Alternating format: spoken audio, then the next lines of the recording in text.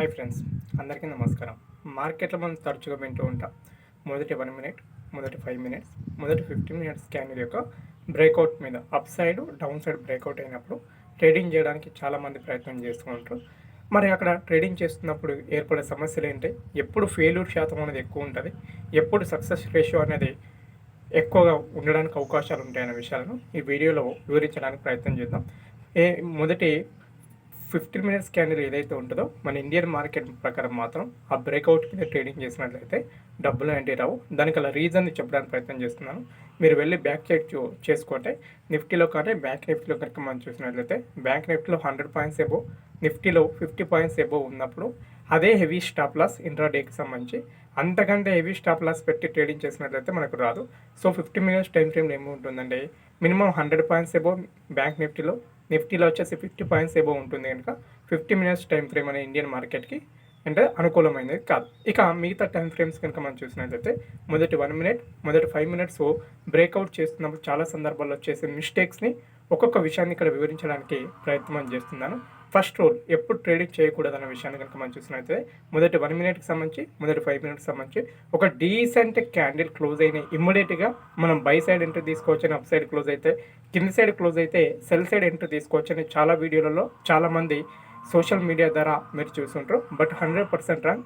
మరి ఎప్పుడు తీసుకుంటే యాక్యురసీ ఎక్కువ ఉంటుంది అనే విషయాన్ని చెప్పడానికి ప్రయత్నం చేస్తున్నాం. ఫస్ట్, ఏదైతే మొదటి 1 మినిట్ క్యాండిల్, మొదటి 5 మినిట్స్ క్యాండిల్ యొక్క టోటల్ రేంజ్ క్యాల్కులేట్ చేయండి. అంటే మొదటి 1 మినిట్ క్యాండిల్ యొక్క రేంజ్ కనుక ఒక 100 పాయింట్స్ ఉందనుకోండి, అదేవిధంగా 5 మినిట్స్ క్యాండిల్ యొక్క రేంజ్ కనుక ఒక 100 పాయింట్స్ ఉందనుకోండి, బ్రేక్అవుట్ అయిన క్యాండిల్ ఏదైతే ఉంటుందో, లేకుంటే ఇంటర్నల్గా ఫామ్ అయిన క్యాండిల్ బిఫోర్, అంటే బ్రేక్అవుట్ క్యాండిల్ కంటే బిఫోర్ ఉన్న క్యాండిల్ ఏదైతే ఉంటుందో అది ఏంటంటే ఈ మొదటి క్యాండిల్లో రేంజ్లో 50% కంటే ఎబో కనుక ఉన్నట్లయితే, మొదటి 1 మినిట్ క్యాండిల్లో 50% కంటే ఎబో ఉన్నట్లయితే ట్రేడింగ్ చేయడం అంత శ్రేయస్కరం కాదు. సో మీరు వెళ్ళి బ్యాక్ టెస్ట్ చేసుకోండి.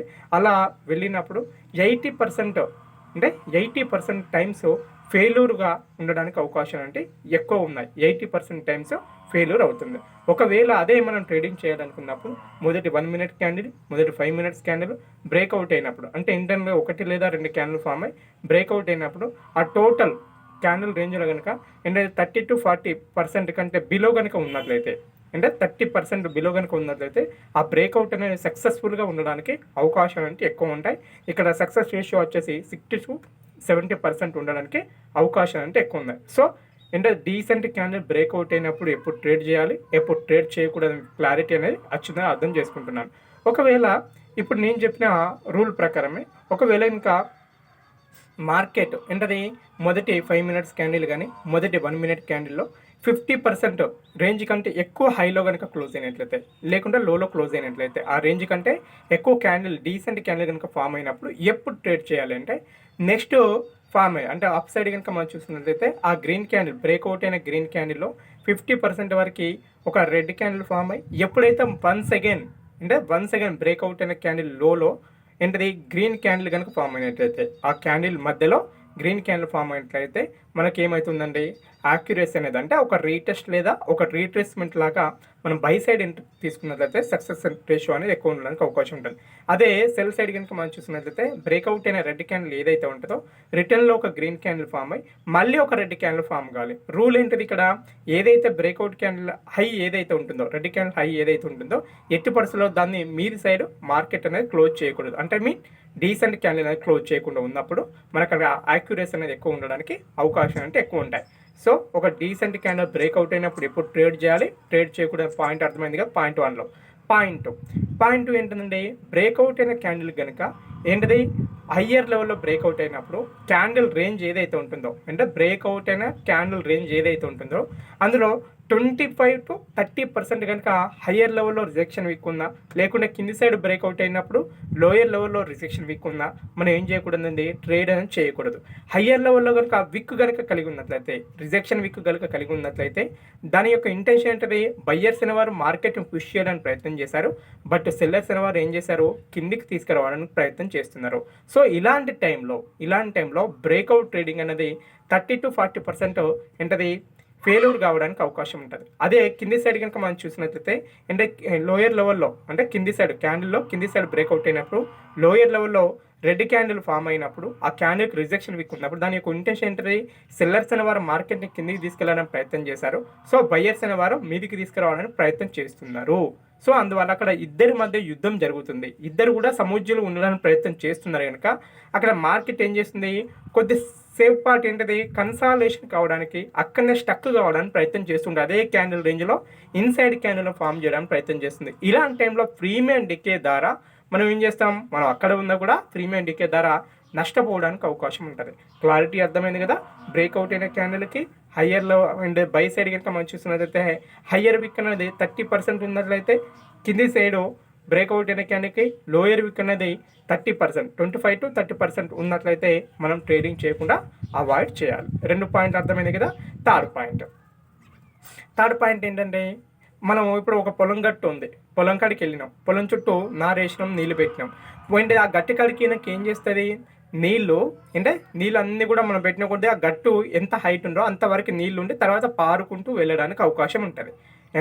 పారుకుంటూ వెళ్ళడానికి అవకాశం ఉంటుంది. ఫర్ ఎగ్జాంపుల్ చెరువు ఉన్నది, చెరువు ఫుల్ నీళ్ళు నిండినాక ఏం చేస్తాం, మత్తడి ఎక్కడైతే లో ఉంటుందో ఆ మత్తడి నుంచి అలా దూకి కిందికి వెళ్ళడానికి అవకాశం ఉంటుంది. అదేవిధంగా బ్రేక్అవుట్ అయిన క్యాండిల్ కనుక ఎస్టర్డేకి సంబంధించిన హై కానీ, ఎస్టర్డేకి సంబంధించిన లో పాయింట్ కానీ, ఎస్టర్డేకి సంబంధించిన క్లోజ్ పాయింట్కి నియర్గా ఉండి ఆ క్యాండిల్కి సంబంధించి 1:1 కనుక డిస్టెన్స్ కనుక లేనట్లయితే, అంటే ఆ గ్యాప్ అనేది 1:1 కనుక లేనట్లయితే అవాయిడ్ చేయాలి. ఎందుకు, ఎట్లయితే చెరువు నిండిన తర్వాత మత్తడి నుంచి నీళ్ళు ఎత్తిపోతాయో అంటే అక్కడికి ఏం చేస్తుంది, ఆ మత్తడి కాడికి వచ్చే వారికి దాని లెవెల్ వచ్చేంత వరకు మార్కెట్ అక్కడనే సస్టైన్ కావడానికి అవకాశం ఉంటుంది. ఇక్కడ కూడా నేనేం చెప్తున్నాను, ఏదైతే ఎస్టర్డే హై పాయింట్ ఉంటుందో, హైలో ఎవరు ఉంటారు, అబ్జెక్ట్లీ మార్కెట్లో అక్కడ నుండి రిటర్న్ అయినప్పుడు సెల్లర్స్ అనేవారు ఉంటారు, లోలో ఎవరు ఉంటారు, కామన్గా అంటే బయ్యర్స్ అనేవారు ఉంటారు. అక్కడ నుండి మార్కెట్ రివర్సల్ అయింది. ఎస్టర్డే మిడిల్లో కనుక క్లోజ్ అయినట్లయితే బయ్యర్స్ సెల్లర్ ఇద్దరు కూడా సమవుజ్జలుగా ఉంటారు. అంటే ఆ ప్లేస్లో బ్రేక్అవుట్ అయినప్పుడు మార్కెట్లో ఏమిటంటే ఫాల్స్ సిగ్నల్స్ ఇచ్చి అంటే నష్టపోవడానికి అవకాశాలు అనేవి ఎక్కువగా ఉండడం జరుగుతుంది. సెకండ్ పాయింట్ చాలా సందర్భాల్లో మార్కెట్లో జరిగే ఇంకొక మిస్టేక్ ఏంటిదంటే బ్రేక్అవుట్ అయింది క్యాండిల్, బ్రేక్అవుట్ అయిన తర్వాత నెక్స్ట్ క్యాండిల్ ఏంటది, డీసెంట్గా బ్రేక్అవుట్ అయినట్టు అయ్యి ఆ క్యాండిల్లో ఇంటర్నల్గా ఒక క్యాండిల్ ఫామ్ అయ్యి ఆ క్యాండిల్ మీద క్లోజ్ కాకముందే ట్రేడింగ్ చేస్తూ ఉంటాం. అది 100% రాంగ్. ఏదో ఒక రోజు మార్కెట్ బ్రేక్అవుట్ కాకుండా పెద్ద క్యాండిల్ ఫామ్ చేస్తారని కుతూహలంతో 1 minute క్యాండిల్ లేదా 5 minutes క్యాండిల్ బ్రేక్అవుట్ అవుతున్న సమయంలో కుతూహలం కొద్ది ఏం చేస్తారు, టక్కన ఎంట్రీ తీసుకోవడానికి ప్రయత్నం చేస్తారు. అలా చేయకూడదు. క్యాండిల్ క్లోజ్ అయ్యేదాకా, డీసెంట్ క్యాండిల్ క్లోజ్ అయ్యేదాకా మనం చెప్పినవైతే మెజర్మెంట్స్ ఉన్నాయో 50% మెజర్మెంట్స్ ఉన్నాయో క్లోజ్ అయ్యేదాకా వెయిట్ అనేది చేయడం ఉత్తమం. ఇంకా నెక్స్ట్ పాయింట్ ఏంటంటే మొదటి 1 minute క్యాండిల్ అంటే ఫిఫ్త్ పాయింట్ ఏంటది, మొదటి 1 minute క్యాండిల్ కానీ మొదటి 5 minutes క్యాండిల్ కానీ ఒక doji type of candle form అయ్యి బ్రేక్అవుట్ అయినప్పుడు ఎట్టి పరిస్థితులలో ట్రేడింగ్ చేయకూడదు. ఓకే, ఎందుకంటే డోజీ క్యాండిల్ ఇండికేషన్ ఏంటది, మొదటి 5 నిమిషాల్లో మొదటి 1 minute క్యాండిల్ అలా ఫామ్ అయింది అంటే అక్కడ కంప్లీట్ బయ్యర్స్ సెల్లర్స్ అనేవారు ఇద్దరు కూడా సమవుజ్జులుగా ఉన్నట్టు. అలా సమవుజ్జులుగా ఉన్నప్పుడు ఏమవుతుంది, మనను ట్రాప్ చేయడానికి, బిగ్ ప్లేయర్స్ ట్రాప్ చేయడానికి అవకాశాలు అంటే ఎక్కువ ఉంటాయి. సో బ్రేక్అవుట్ అయినప్పుడు ఆ క్యాండిల్లో ట్రేడ్ చేయకుండా మార్కెట్ మీదికి వెళ్ళి ఒక రీటెస్ట్ చేసినప్పుడు, కిందికి వెళ్ళి ఒక రీటెస్ట్ చేసినప్పుడు మాత్రమే ఎంట్రీ తీసుకోవాలి. ఈ పాయింట్ గుర్తుంచుకోండి. చివరి పాయింట్ కనుక మనం చూసినట్లయితే 6th పాయింట్, ఇదే చివరి పాయింట్, ఇవరకు చివరి పాయింట్ అన్నట్టున్నాను.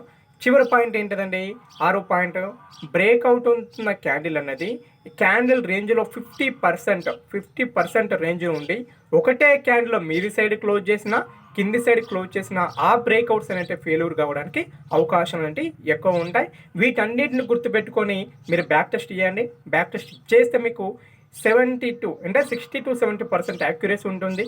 1:2 అనేది ఎక్కడ మార్కెట్లో పాసిబుల్ కాదు. ఇండియన్ మార్కెట్లో 1:1.5 అంటే రూపాయి పెడితే రూపాయిన్నర లాభం రావడానికి అవకాశం ఉంటుంది. ఇండియన్ మార్కెట్లో 1:2 అనేది అంటే ప్రీమియం పరంగా ఎప్పుడు కూడా సెట్ కాదు. ఈ వీడియో కనుక మీకు నచ్చినట్లయితే లైక్ చేయండి, సబ్స్క్రైబ్ చేయండి, ఫ్రెండ్స్ అండ్ ఫ్యామిలీ మెంబర్కి షేర్ చేయండి. జై హింద్, శుభదినం.